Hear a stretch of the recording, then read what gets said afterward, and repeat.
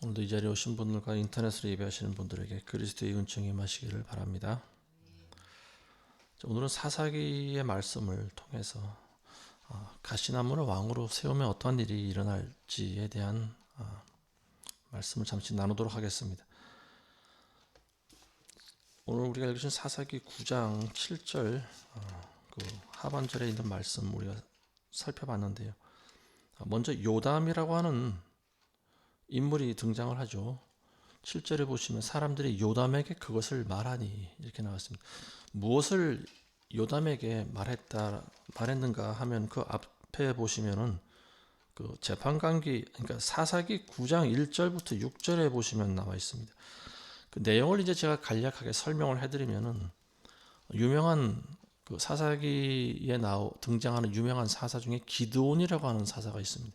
기드온의 300용사에 대해서는 우리가 잘 아시는 바인데요. 이제 기드온이 이스라엘을 다스릴 때는 문제가 없었습니다. 근데 기드온이 이제 나이가 많아서 늙어 죽습니다. 그리고 나니까 이스라엘을 다스릴 사사가 없는 거예요. 근데 기드온이 평소에 많은 아내를 두었었고 또 자식도 많이 있었습니다. 아들만 70명이 있었다고 성경은 기록하고 있습니다. 근데 기드온이 죽고 나니까 이제 아들들 가운데서 이제 누가 아버지의 뒤를 이어야 되는지에 대해서 아마 그런 여러 가지 궁리가 있지 않았는가 싶습니다. 근데 문제는 이 70명이나 되는 아들들 가운데 그 안에 계수가 되었는지 모르겠어요. 아마도 여기 나오는 아비멜렉이라고 하는 아들이 또 하나 있는데요. 이 아비멜렉은 정실의 몸에서 난 것이 아니고 첩의 몸에서 난 아들입니다. 그러니까 이 아비멜렉은 세겜이라고 하는 곳에 살고 있었는데요. 이 아비멜렉이 이제 그런 계교를 꾸미는 거죠. 아버지가 죽고 나니까 어떤 그동안 마음속에 숨겨두고 있었던 야망이 꿈틀대는 거예요. 그러면서 외갓집의 힘을 빌어서 어떤 정권을 찬탈하려고 하는 그런 모습을 보입니다. 그래서 이 아비멜렉이 이제 세겜 사람들에게 가서 이렇게 이야기를 합니다. 자기 아버지 기드온이 죽었으니 너희는 나를 도와달라 이렇게 이야기합니다. 정실의 몸에서 난 자식들이 이미 기드온에게는 70명이나 있어요. 그리고 이스라엘을 다스릴 지도자를 뽑아도 그 70명 가운데서 뽑는 것이 정상인 거죠. 왜냐하면 첩의 자식은 사실 아들들 가운데서는 어떤 영향력을 행하지 못한다라고 하는 것을 본인도 잘 알고 있는 거예요. 그래서 기드온이 죽고 이스라엘의 지도자가 없으니까 이 세겜에 있는 외갓집을 찾아갑니다. 아비멜렉이. 그래서 사람들을 모아놓고 아주 일장연설을 합니다. 그러면서 나를 도와달라. 그래서 외갓집 사람들이 이제 돈을 모아줍니다. 그 우상을 숭배하는 그 신전에 있던 돈을 가지고 와서 은 70개 정도 되는 그 돈을 아비멜렉에게 줍니다. 근데 아비멜렉은 그 돈을 가지고 무엇을 하냐면 불량배들을 고용합니다. 그래서 불량배라고 하면은 깡패들을 얘기하는 거죠. 그리고 돈만 주면 사람도 죽여줄 수 있는 그런 살인 청부업자 같은 사람들을 돈을 주고 고용을 합니다. 그리고 자기 아버지 집을 찾아가죠. 그래서 70명이나 되는 형제들을 전부 초청을 합니다. 그래서 어느 한 야산에 있는 바위 위에 전부 모이게 하죠. 그런 다음에 자기가 고용해 갔던 그런 깡패들, 불량배, 살인 청부업자들을 데리고 가서 그 형제들 70명을 전부 다 죽여버립니다. 근데 그 와중에서 한 명이 살아남죠. 막내 아들이 요담이라고 하는 사람이 한 명 살아남는데요. 막 70명을 순식간에 죽이진 않았겠죠. 막 이리저리 도망 다니기도 하고 쫓아가서 죽이기도 하고 그러다 보면 일대 소란이 일어나지 않았겠습니까? 그 와중에 이 어린 요담이 몰래 숨어 있었던 거예요. 겁이 나서. 근데 자기 형제들은 다 죽은 거예요. 자기 말고는. 70명, 69명이겠죠. 자기를 제외하고. 그 어린 요담이 살아남았습니다. 그래서 누구 손에 길러졌는지는 잘 모르겠어요. 근데 어쨌든 이 요담이 이제 조금 시간이 지나서 그리심 산 꼭대기에 올라가서 그와 같은 일들을 이제 사람들에게 고발하는 그 내용이 우리가 읽으신 게 본문의 내용입니다. 그래서 사람들이 요담에게 그와 같은 것을 말했다. 그와 같은 것을 말했다라고 하는 것은 뭐냐면 아비멜렉이 이제 이스라엘의 지도자가 됐고 아비멜렉이 온 이스라엘을 지금 다스리고 있는 중이다라고 하는 겁니다.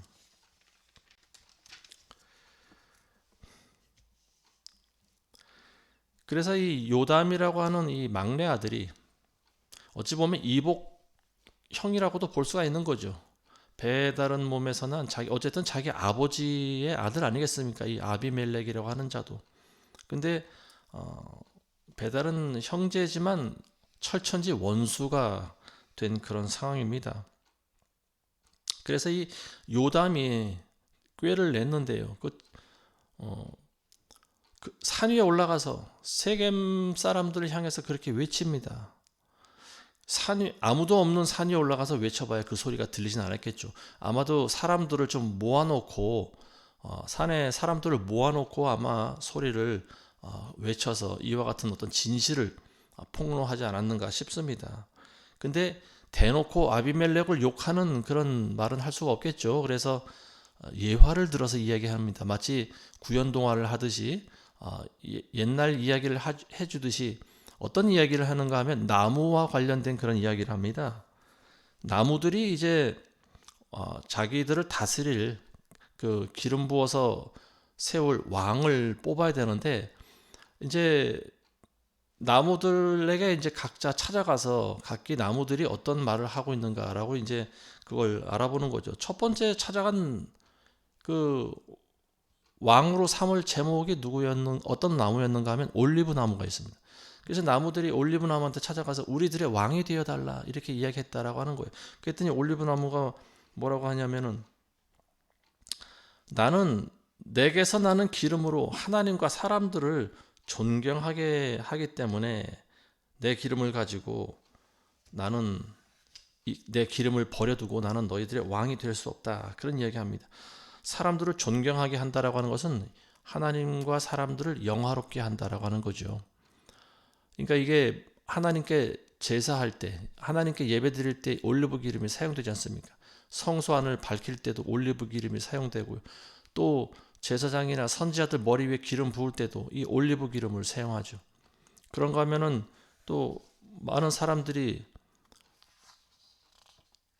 그 성소에서 사용하는 그런 상등품의 올리브 기름 외에도 또 올리브에서 나는 그 기름을 가지고 집집마다 사용합니다. 그리고 집안을 밝히고 그것으로 그리고 또 잿물에 섞어서 또 비누처럼 또 사용하기도 하죠. 그런가 하면 또 먹기도 하죠. 식용으로 사용하기도 하는 거죠. 이 올리브 나무라고 하는 것은 버릴 것이 하나도 없는 매우 유용한 나무입니다. 그래서 나무들이 올리브 나무를 찾아가서 우리들의 왕이 되어달라고 했는데 올리브 나무는 그것을 거절합니다. 나는 너희들의 왕이 되는 것보다 나는 하나님과 사람들을 유용하게 하는 그 본질적인 일에 나는 더 충실하는 것이 좋을 것 같다. 이렇게 정중하게 거절합니다. 그래서 나무들이 이번에 찾아가는 나무가 어떤 나무입니까? 무화과 나무를 찾아갑니다. 무화과 나무한테 찾아가서 우리들의 왕이 되어달라 이렇게 얘기하니까 무화과 나무가 뭐라고 하냐면은 내가 나의 달콤한 열매를 버리고 가서 나무들 위해 군림하리요 이런 이야기합니다. 무화과 나무 열매를 먹어보신 분은 알겠지만 달고 맛있습니다. 그러니까 중동 지역에서는 그 무화과 나무 열매를 많이 먹는 것 같습니다. 우리나라에서는 무화과 나무를 잘 먹지 않지만 중동 지역에서는 무화과 나무가 아마 식용처럼 또 많이 먹는 그런 음식인 것 같아요. 그러니까 내가 왕이 되면은 나는 열매 맺는 일보다는 너희를 다스리는 일에 더 치중하게 되기 때문에 나는 사람들의 입을 즐겁게 해줄 그 열매 맺는 일에 더 치중하겠다. 이런 그런 뉘앙스죠. 그래서 무화과 나무도 거절합니다.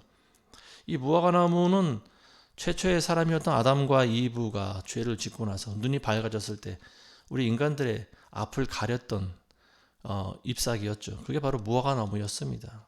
그래서 이 무화과 나무가 상징하는 것은 인간들이 자기의 죄를 가리는 어떤 자기의 의를 상징하기도 하고요. 예수님 시대 와서는 또 이제 이스라엘을 상징하는 그런 나무가 되어버렸죠. 예수님이 시장하셨을 때 멀리 잎이 무성한 무화과나무를 보셨습니다. 그래서 그 무화과나무 밑에 가서 열매라도 따 드시려고 갔는데 가보니까 열매가 있어요? 열매가 없어요. 열매가 하나도 없습니다. 잎만 무성한 거예요. 그러니까 예수님께서는 그 무화과나무를 저주하셨습니다. 그 저주받았던 그 나무, 이게 바로 무화과나무인데, 무화과나무는 바로 이스라엘을 상징하는 거죠. 이스라엘 백성들을 대표하는, 유대인들을 대표하는 인물들이 누굽니까? 서기관과 바리새인들이잖아요.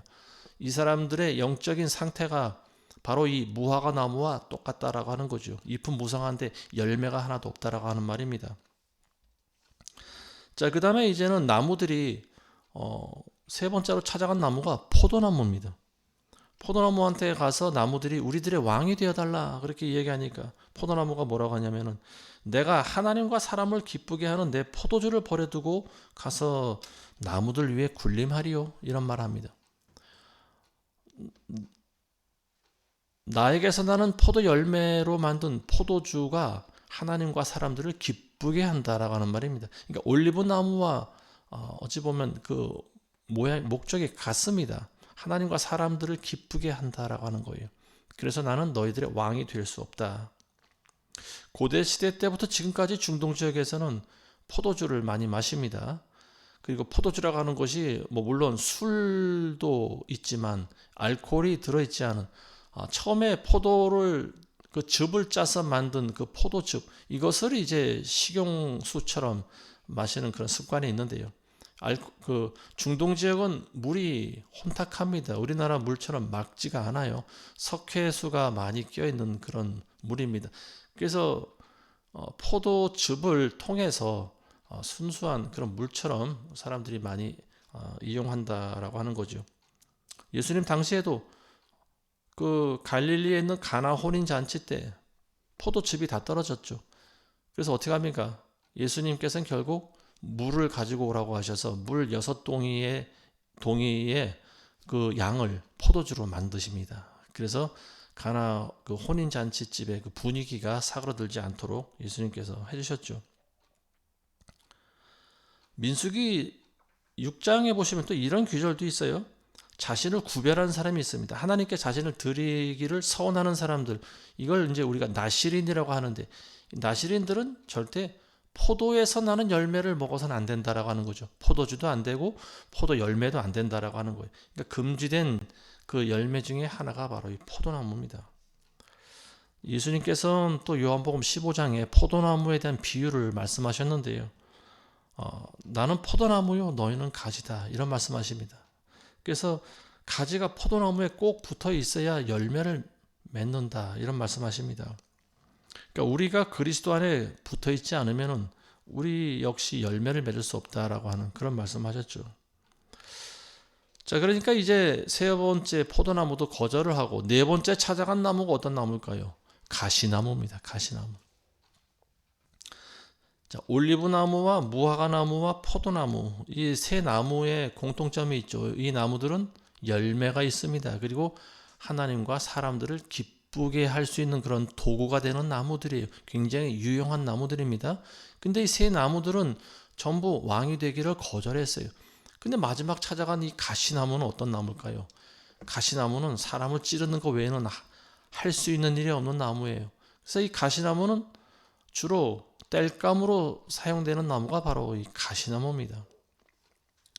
근데 나무들이 이 가시나무한테 가서 우리들의 왕이 되라고 합니다. 그러니까 가시나무가 거절하지 않습니다. 그래, 내가 기꺼이 너희 왕이 되어주겠다. 근데 그러면서 무슨 말을 하는가 하면은, 진실로 너희가 나를 기름 부어 왕으로 삼으려거든 와서 내 그림자를 신뢰하라. 그렇지 아니하면 불이 가시나무에서 나와 레바논의 백향목들을 삼킬 것이라, 이렇게 이야기합니다. 이 가시나무는 열매도 없고 잎 자체가 잎이 가시 아닙니까? 정말 쓸데없는 나무예요.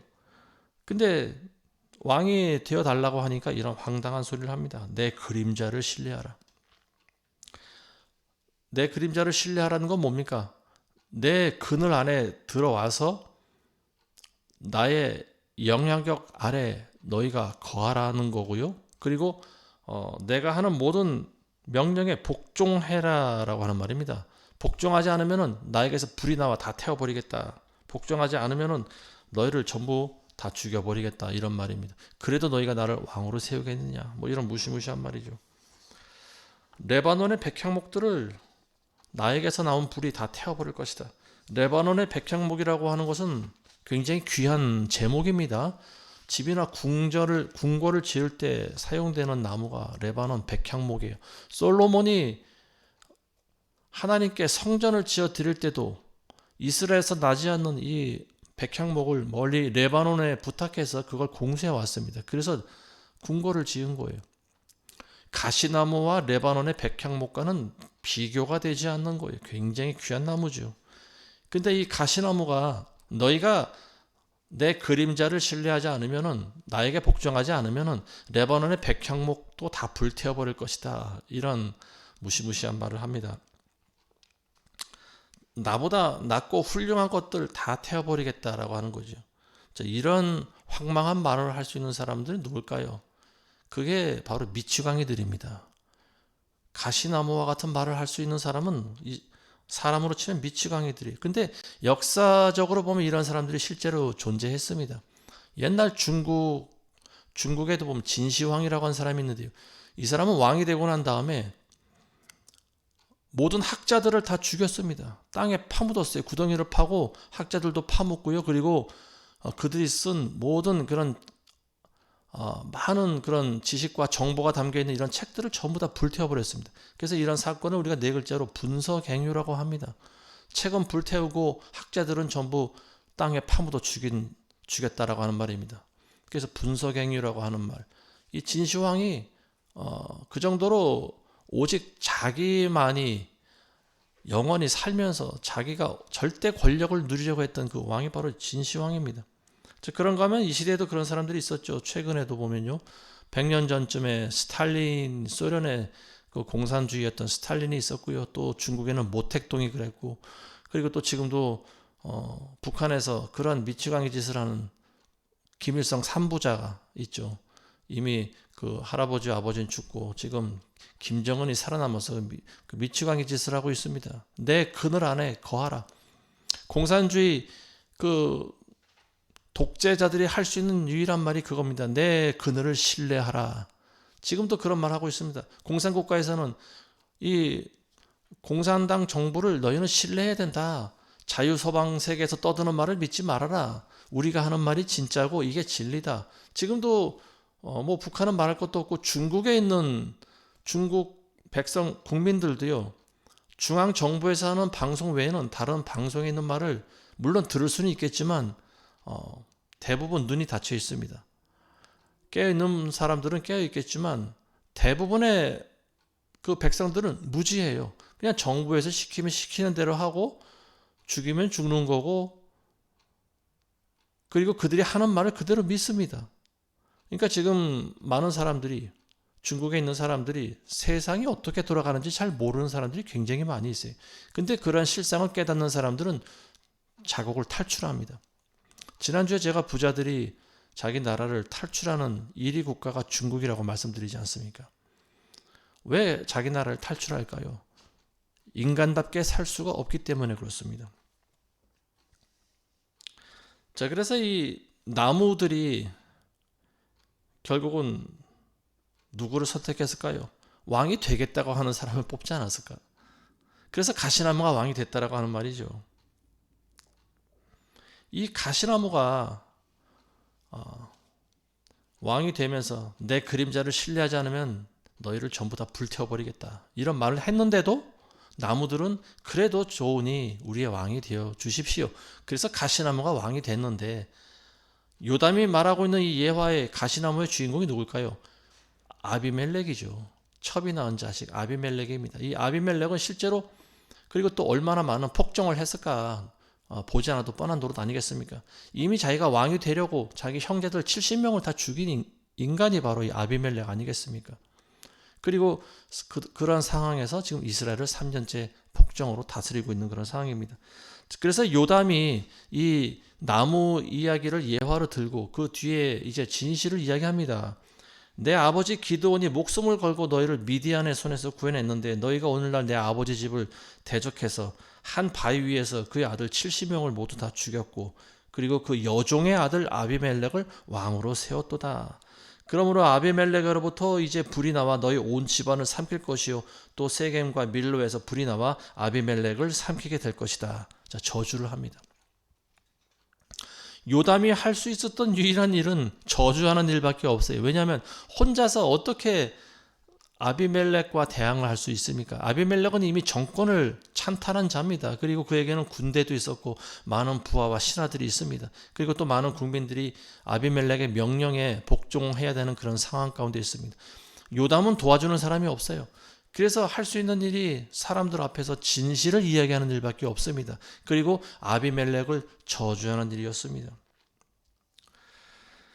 자, 근데 이 요담의 저주를 하나님께서 들어주시죠. 왜냐하면 아비멜렉이 너무 악하게 행동을 했기 때문에 그렇습니다. 그래서 하나님께서는 한 악한 영을 보내셨다라고 나와 있는데요.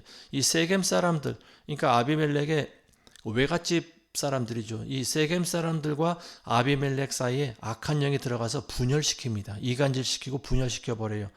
그래서 이 세겜 사람들이 아비멜렉을 배반하게 만들어버립니다. 그래서 아비멜렉과 이 세겜 사람들 사이에서 전쟁이 벌어졌어요.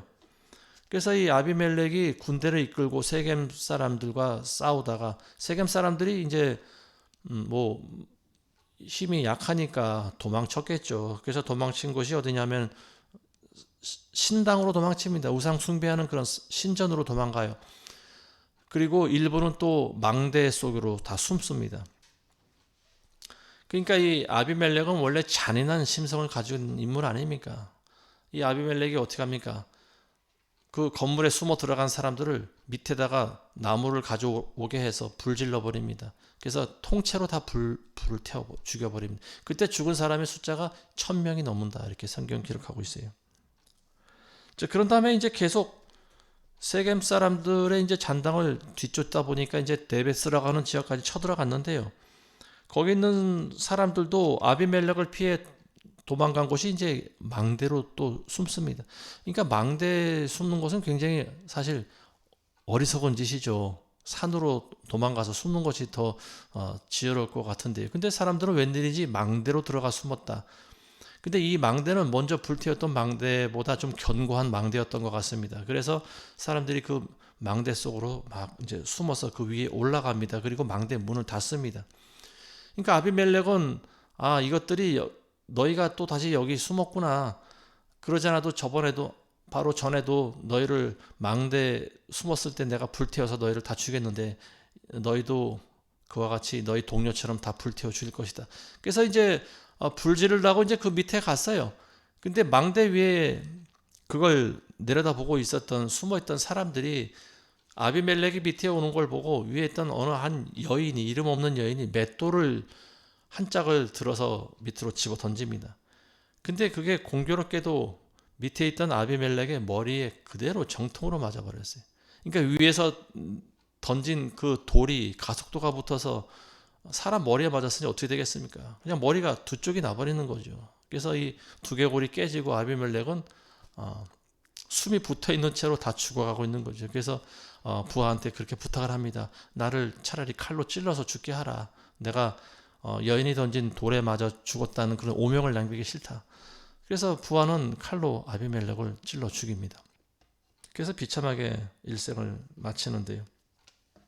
이게 바로 자기 형제들 70명이나 되는 사람을 죽인 아비멜렉의 최후가 바로 이와 같습니다. 그리고 그러한 악한 아비멜렉을 도와서 70명을 죽이도록 동조했던 세겜 사람들도 역시 전부 불타 죽었다라고 하는 거죠. 그러니까 아비멜렉과 그를 도와줬던 사람이 모두가 다 같이 참 그야말로 비참한 운명을 맞이했다라고 하는 것을 알 수가 있죠. 이 요담의 저주가 그대로 임한 거 아니겠습니까?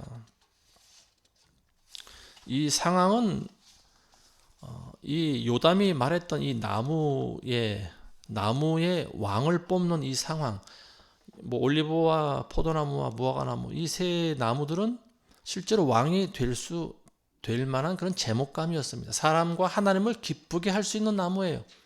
근데 가시나무는 어떻습니까?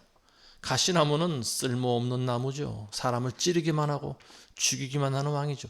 그리고 가시나무에서 어떻게 됩니까? 결국은 불이 나와서 자기도 타 죽고 자기 곁에 있던 사람들도 전부 태워 죽일 수 있는 그 나무가 바로 가시나무 아니겠습니까? 이 요담이 말한 예화는요, 어떤 나라나 민족의 한 지도자가 세워졌을 때 잘 뽑아야 된다라고 하는 거죠. 지도자를 뽑을 때 정말로 훌륭하고 제목감이 되는 그런 사람들을 뽑아야 된다라고 하는 말입니다. 근데 요담이 말한 이 가시나무로 비유된 아비멜렉은 그야말로 가시나무였어요. 인격이 형편이 없었고요. 백성들을 다스릴 만한 그런 능력이 되질 않는 사람이었습니다. 이 아비멜렉은 아마도 평소에 첩의 자식이라고 하는 그런 이름표를 달고 살면서 다른 70명의 그런 정실의 아들에서 난 아들들과 그런 비교당하는 그런 삶을 살아오지 않았을까 싶습니다. 그래서 마음속에는 항상 자기 형제들에 대한 그런 자격지심이 있었다라고 하는 거죠. 그리고 그게 원망과 미움으로 점점 발전하게 되고, 그리고 언젠가 그것을 형제들에게 복수하려고 아마 그와 같은 짓을 하지 않았는가 싶습니다. 이제 우리나라에서도 이제 한 달도 안 남았어요. 지도자를 뽑아야 되는 그런 상황입니다. 어제 보니까 김문수 의원이 국민의힘당 대표로 그 대선 후보로 결정됐다라고 하는데, 그 배신자의 아이콘으로 등장했던 사람이 대통령 후보가 안 된 것이 저는 천만다행이 아닌가 싶습니다. 근데 문제는 뭐냐면 이 가시나무 같은 사람이 지금 야당 대표로 후보로 나온 거죠. 대통령 후보로. 이 사람은 전과자면서 또 지금도 많은 사건에 연루되어 있는 그런 사람인데, 이 사람은 그야말로 가시나무 같은 사람이다라고 저는 보여집니다. 왜냐하면 가시로 주변에 있는 사람을 다 찌르지 않습니까? 이미 자기 피를 나누는 형제를 못 살게 굴었지요. 가시로 찔러댔지요. 형을 저주하고, 그리고 형수에게도 입에 담지 못할 쌍욕을 하고, 이미 형제들 가운데서도 이런 가시로 찔러대는 모습을 보였고요. 그리고 성남지사로 있을 때 저지른 범죄와 관련돼서 결정적인 그 증거를 해줄 수 있는 그런 중요한 인물들이 벌써 7명이나 죽었습니다. 전부 가시에 찔려 죽은 거나 다름이 없는 거예요. 근데 경찰들은 모두 자살로 발표를 해버렸습니다. 증거가 없다라고 하는 거죠. 누가 와서 살인을 저질렀을 만한 증거가 없다, 뭐 이렇게 발표를 해버립니다. 그것도 좀 이상한 일 아닙니까? 한두 명 정도야 그런 일이 있을 수 있겠지만, 결정적인 증언을 해줄 수 있는 사람들이 한두 명도 아니고 7명이나 죽었다라고 하는 것은, 그거는 누가 죽인 거 아니겠습니까? 그게 일반적인 상식이 있는 사람이라면 누구든지 그런 결론을 내릴 것 같아요.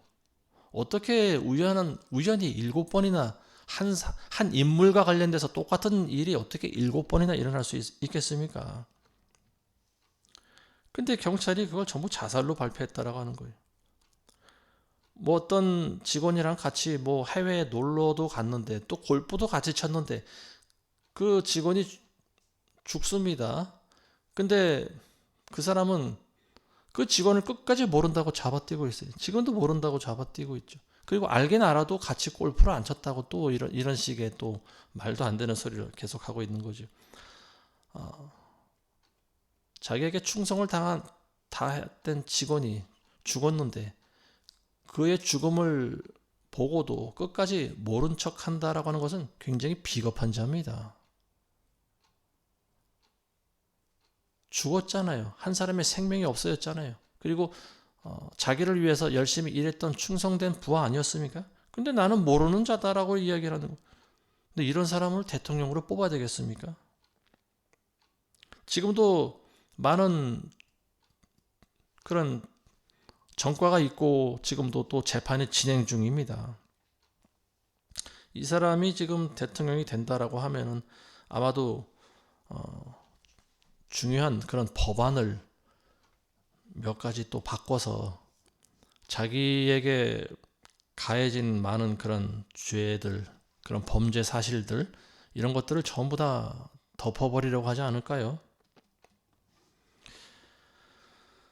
그리고 자기를 평소에 불만을 품었던 사람, 자기에게 복종하지 않았던 사람들, 그리고 자기를 대적했던 그런 반대당의 뭐 많은 의원들, 뭐 이런 사람들 전부 숙청하지 않을까, 뭐 그런 생각을 우리가 해봅니다. 자, 이런 걱정들을 지금 뭐 저뿐만이 아니고 많은 그런 우파에 속한 많은 분들이 이런 걱정들을, 염려들을 하고 있지 않을까, 저는 그런 생각을 하는데요. 근데 저는 솔직히 말해서 이건 하나님이 하셔야 되는 부분이다라고 보여집니다. 하나님께서 이 나라를 심판하려고 하시면은 이렇게 가시나무 같은 사람도 지도자로 세울 수 있다라고 하는 거죠. 자, 우리가 좀 전에 나눴던 그 아비멜렉의 이야기를 우리가 다시 돌아가면은요. 하나님께서는 왜 아비멜렉과 같은 악한 자가 70명이나 되는 그런 자기 형제를 죽인 악한 자를 지도자로 세우는 걸 허용하셨을까요? 이스라엘이 기드온이 죽으니까 이스라엘이 기드온의 집을 냉대하기 시작했고요. 그리고 기드온이 섬겼던 하나님을 섬기지 않고 하나님을 잊어버렸기 때문이다라고 성경은 기록하고 있습니다. 그리고 이스라엘 백성들이 우상을 숭배했다라고 하는 거예요. 그래서 하나님께서는 이스라엘 백성들을 정신 차리게 하기 위해서 이 아비멜렉과 같은 악한 자를 지도자로 세우셨어요. 물론 그 기간이 길진 않았어요. 근데 어쨌든 몇 년 동안 아비멜렉은 그야말로 쿠데타를 일으킨 거나 다름이 없죠. 기드온, 사사였던 기드온의 몸에서 났던 70명의 아들들 전부 다 죽이고 자기가 왕이 된 그런 인물입니다. 근데 결말은 자기도 비참하게 죽는 거예요. 여인이 던진 맷돌에 머리가 맞아 죽습니다. 머리가 깨져 죽습니다. 그리고 그 전에 자기를 지지했던 많은 세력들, 국민들, 세겜 사람들 다 불태워 죽이는 인물이 이 잔인한 아비멜렉이었어요. 그러니까 하나님이 심판하시려고 하면 이런 악인도 지도자로 세울 수 있다라고 하는 겁니다. 지금 많은 사람들이 민주당 대표를 지지합니다. 그가 행했던 많은 일들, 범죄 사실들이 드러나고 그와 관련된 주변의 인물들이 또 자살로 일생을 마치고 이와 같은 일들이 계속 일어나고 있는데도 사람들은 그를 옹호해주기 바빠요. 감싸주기 바쁩니다. 그리고 그를 좋아해요. 무조건적으로 이런 지지를 하는 사람들을 요즘에는 개딸이라고 부르는 모양이더라고요. 개딸. 저는 개딸이라고 해서 여자들에게만 해당되는 말인 줄 알았는데 개딸들은 뭐 남녀를 막론하고 그 사람을 지지하는 그 국민들을 전부 개딸들이다 이렇게 부르는 것 같습니다. 어쨌든 제가 봤을 때 그 인물은 가시나무와 똑같은 인물입니다. 가시나무예요. 절대 그 사람이 우리나라의 대통령이 되면 안 됩니다. 그가 내걸고 있는 공약과 그동안 보여왔던 이런 정책들, 그리고 그가 한 말과 행동들, 하나를 보면 10가지를 알 수 있지 않겠습니까? 그 사람이 어떤 사람인지를. 그의 정체는 뭡니까? 자유민주보다는 공산주의자에 더 가깝습니다. 지금 민주당에서는 계속 줄탄핵을 일삼고 있는데요. 지금 계속 탄핵만 하고 있어요. 그러니까 뭐 자기들에게 불리한 그런 일을 한 여당 의원들 지금 계속 탄핵하고 있습니다. 며칠 전에 그 민주당 대표가 다시 또 유죄 판결 받았지 않습니까? 그러니까 이번에는 대법원 판사들을 또 탄핵해야 된다. 또 이런 소리를 하고 있어요. 지금 계속 탄핵을 해야 된다라고 하는 거죠. 그러니까 이 사람들이 할 수 있는 일이 뭘까요? 탄핵하는 일밖에 없습니다. 자, 이 민주당 대표와 민주당 의원들은 아비멜렉과 아비멜렉을 지지하던 그 불량배들과 똑같습니다. 악한 자를 지지하는 사람들 자신들도 불량배예요. 아비멜렉이 은 70냥을 가지고 고용했던 사람들은 이 사람들은 허영심이 강하고 경박한 자들이다 이렇게 나와 있습니다. 한마디로 불량배들이라고 하는 거예요. 돈을 좋아하고 명예를 좋아하고 그리고 목적을 달성하기 위해서는 수단과 방법을 가리지 않는 사람들, 이런 사람들이 바로 허영심이 많고 경박한 사람들. 결국 이 사람들이 어떻게 합니까? 칼로 기드온의 아들들을 전부 다 죽여버리지 않습니까? 살인자들이에요. 국회의원들쯤이라고 하면은요, 인격이 보통 사람들보단 좋아야 되지 않겠습니까? 아니면 적어도 일반인 정도는 돼야죠. 근데 제가 봤을 때는 중간 이하의 사람들이 굉장히 지금 많이 국회의원 배지를 달고 있습니다. 평균 이하예요. 그 사람들의 인격을 보면. 자기네들 마음에 안 들면 그냥 무조건 다 수로 몰아붙여서 탄핵시켜버립니다. 이게 공산당이 아니고 뭐겠습니까? 이 사람들이 지금 우리나라를 망치고 있는 거예요. 아마도 이 사람들은 지금도 우리가 모르는 사이에 많은 그런 악법들을 만들어서 통과시키려고 지금 준비 중에 있는 것 같습니다. 자, 오늘 말씀을 정리하자면요, 이 아비멜렉이라고 하는 기드온의 첩이 낳은 이 자식은요, 다른 70명에 대한 그 자식, 다른 정실의 몸에 사는 자식들에 대한 그런 시기와 질투에 눈이 멀어서 돈을 주고 불량배들을 고용합니다. 그리고 그들을 결국 무참하게 전부 죽여 없애버렸습니다. 그리고 자기가 왕이 돼서 나라를 다스렸지만 그가 행했던 그 죄악, 그 죄질이 하나님 보시기에 너무 악하지 않습니까? 그러니까 결국 하나님도 그 아비멜렉을 심판하십니다. 그리고 아비멜렉을 지지했던 사람들도 역시 심판을 받게 하십니다. 그래서 아비멜렉과 세겜 사람들 간에 전쟁이 일어나게 하시고, 그리고 세겜 사람들은 또 전부 불타 죽게 하시고, 결국 아비멜렉은 맷돌에 머리가 맞아서 죽는 그런 비참한 신세가 되는 거죠.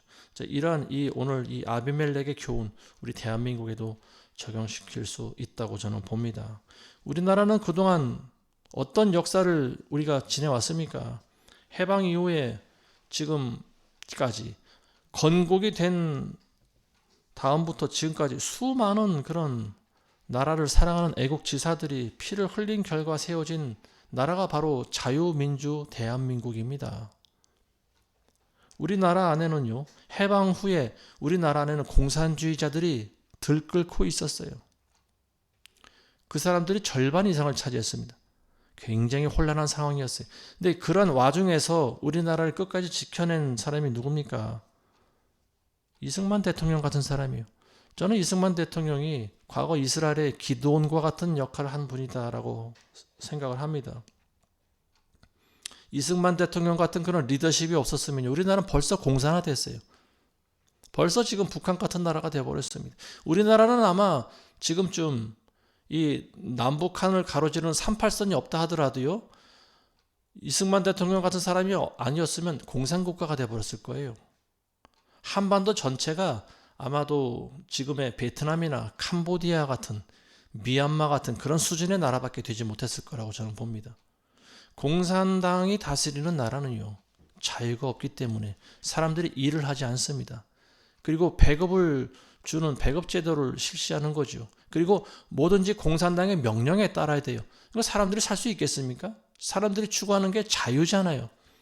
자유를 빼앗아 버리면은요, 사람들이 그 나라에 살지 못합니다. 열심히 일해서 번 돈을 다 뺏어가 버려요. 세금으로 다 뺏어 가버립니다. 그럼 누가 그 나라에서 일하겠습니까? 지금 민주당 대표가 말하고 있는 게 그 사람의 정치 철학이 그거지 않습니까? 부자들에게 세금을 더 많이 거두면 된다라고 하는 거예요. 결국 부자들이 우리나라를 떠버리는 거죠. 점점 우리나라 부자들이 우리나라를 뜨고 있습니다. 이 사실을 우리가 직시하지 않으면 안 된다라고 하는 거예요.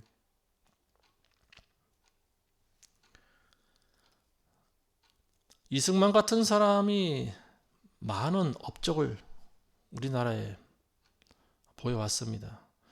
많은 그런 치적이 있어요. 지금까지 우리나라가 잘 먹고 잘 살게 된 것이 그런 지도자가 있었기 때문입니다. 그리고 뭐 비록 독재라고는 했지만 어쨌든 그 당시 가난하고 못 먹던 시절에 박정희 같은 대통령이 있었기 때문에 또 우리나라 경제가 발전할 수 있었고요. 뭐 군사정권이긴 하지만 어쨌든 우리나라 경제를 계속 발전시켜 왔지 않습니까? 근데 우리는 그렇게 할 수밖에 없었던 것이 못 먹었던 시절이라 그나마 잘 먹고 잘 살 수 있도록 하기 위해서는 그러한 또 어떤 강력한 리더십도 필요하지 않았나 싶습니다. 근데 민주화가 됐다고 하는 지금 우리나라에서 벌어지고 있는 일이 뭡니까? 사람들이 잘 먹고 잘 살지만 지금 과거에 다시 예전의 수준으로 돌아가 버린 것 같아요. 해방 이후의 시대처럼 지금 우리나라는 혼란한 그런 정국을 지금 맞이하고 있지 않습니까? 누가 대통령이 되려고 할까요? 대통령만 되면은 금방 탄핵시켜 버리는데. 결국은 자기네들이 정권을 잡아야 되겠다라고 하는 거죠. 문재인 정권 5년 동안 우리는 나라가 망가지는 것을 체험하지 않았습니까? 근데 지금 다시 또 그와 같은 노선을 걷는 사람을 또 대통령으로 뽑겠다라고 하는 거죠. 이 나라 국민들이. 이해가 되질 않는 거예요, 저는. 도대체 왜 그럴까? 결국은 이것이 하나님이 풀어놓으신 미혹 때문이다라는 결론을 내릴 수밖에 없습니다. 정신을 차리게 하시려고 하는 거죠. 왜냐하면 교회가 배교를 하고 그리고 이 나라 백성들이 하나님을 숭배하지 않지 않습니까? 건국할 당시에 어떤 장로님의 기도로 시작된 나라가 우리나라 아니겠습니까? 그리고 이승만 대통령도 절실한 크리스찬이었고요. 이 나라를 하나님께 바친다고 그랬어요. 그래서 지금 우리나라는 계속해서 공산주의자들과 싸우고 있습니다. 먹힐 듯 하면서 안 먹히고 지금까지 버텨온 거예요. 그리고 우리나라가 지금은 선진국의 대열에 지금 들어가 있는 상황이죠. 근데 정치적인 상황은 그렇지 못합니다. 많은 사람들의 머릿속에는 지금도 공산주의 사상이 남아 있어요. 그리고 민주라고 하는 이름 아래 이 아비멜렉과 같은 가시나무 같은 사람을 지금 왕으로 다시 또 세우려고 한다라고 하는 거죠. 절대 막아야 되는 일입니다. 어떻게 하실지는 몰라요. 근데 어쨌든 이 나라가 그리고 특히 이 교회가 우리나라에 있는 교회가 배교한 그 죄를 하나님께 회개하지 않으면 안 된다라고 하는 거예요. 그러면 하나님께서는 이 아비멜렉과 같은 자를 지도자로 세우셔서 우리나라에 있는 것들을 다 원점으로 돌려놓으실 수도 있다. 좀 그런 생각이 듭니다. 이미 우리나라가 이 공산주의자들에 의해서 많이 지금 짓밟히고 있는 것 같아요. 그동안 중국을 동경하던 지도자들이 중국인들에게 많은 혜택을 주고 있지 않습니까? 우리나라 국민들보다 오히려 중국인들에게 더 많은 혜택이 돌아가는 걸로 알고 있는데요. 그들에게 들어간 돈이 뭐 몇 천억, 몇 조 원이라고 하는 그런 통계도 있습니다. 근데 중국인들은 우리나라에 들어와서 무슨 짓을 합니까? 해킹을 하죠. 정보를 빼가죠. 군사기밀을 찍어서 자기 나라로 보내죠. 근데 그들에게 간첩죄가 적용이 되질 않아요, 또. 그게 도대체 뭐 하자는 건가 모르겠어요, 우리나라 정치인들은. 민주당이 이제 그런 법을 만들어 놨기 때문에 그렇습니다. 외국인들은 간첩죄를 적용할 수 없다라고 하는 그런 법을 만든 거예요. 이제 중국인들을 겨냥해서 아마 그런 법을 만든 거 아닌가 싶습니다. 중국인들 말고는 우리나라에 들어와서 감히 그런 짓을 할 수 있는 사람이 없지 않습니까? 얼마 전에 뭐 SK텔레콤 전부 해킹당해서 지금 뭐 유심칩을 전부 바꾸고 난리가 났는데 제가 봤을 때 중국인들이 한 것 같아요. 중국인들이 그런 짓을 하지 않았나 싶습니다. 지금 우리나라는 최고 통치권자를 뽑아야 되는 중요한 그런 기로에 서 있습니다. 근데 많은 국민들이 눈이 멀어서 이 아비멜렉과 같은 가시나무와 같은 허영심이 많고 그리고 인격이 천박한 그런 사람을 지금 대통령으로서 뽑으려고 해요. 그 결과는요. 그 사람이 대통령이 된다라고 하면 불보듯이 뻔합니다. 많은 사람들이 결국은 죽는 길로 가게 된다라고 하는 거죠. 아비멜렉과 그를 지지했던 세겜 사람들이 모두 비참하게 죽음을 맞이했듯이 결국은 그 가시나무와 같은 사람과 또 그를 지지했던 많은 개딸들과 같은 개딸들로 불리는 사람들 결국은 다 같이 공멸하는 그런 결과를 맞이할 거라고 저는 믿습니다.